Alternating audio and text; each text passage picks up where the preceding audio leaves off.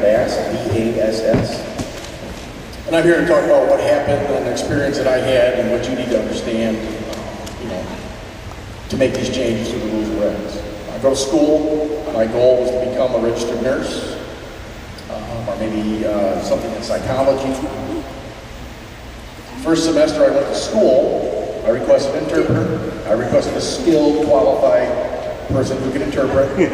I went to class, the interpreter came in, and they signed ESL, like English. And I said, are you serious? Is that where you're giving me an English signing interpreter? I don't understand that. Hey, I'm sorry, I need a different interpreter. So got a different interpreter. They were not professional, didn't follow the code of ethics, they're chatting with the teacher while I'm sitting there. And I said, okay, we need another agency, we need a different interpreter. They said, well, we can't, we have a contract with that agency. And I said, so we need to change the agency, get a different interpreter. You know, this is my education, and I'm not interested in failing because you're providing me the wrong interpreter. And they finally changed to a different agency for me.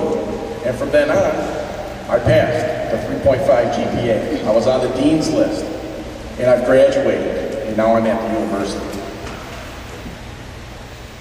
And one thing I noticed in the schools, in regards to interpreters, we need an amendment there for interpreters to have knowledge about certain courses like science. They don't know the terminology. They need to have that. They need to have the skills to match the class. They need to have enough knowledge so that they can sign those terms for me. And secondly, I'm a deaf mentor for deaf students who have, hearing parents really have no clue, and so I try to advocate for them. I go to the IEP with them at the elementary school, and unfortunately, those teachers and the principal who, are looking down on deaf people like, they can't. I think the teachers, the principals, they need to be more respecting. They need to have the qualifications. They need to be able to sign, because my observations have been with deaf children. It's like, look, you're signing things. The kid does not understand you. Yes, they do. No, they don't. They don't understand you. You need to sign. That needs to be in there. They need to get CBUs, just like everybody else. Whether you work with the nurses or doctors, they all have to have credits. I had to be certified. If I want to be an RN, if I want to be a case manager, I got to be certified.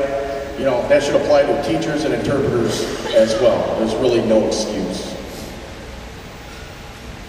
So my point is, my suggestion is that you add those amendments and add one for the teachers as well. They need to be qualified in ASL, and it'll be better for the education of our deaf children, and it'll be better for clients and customers.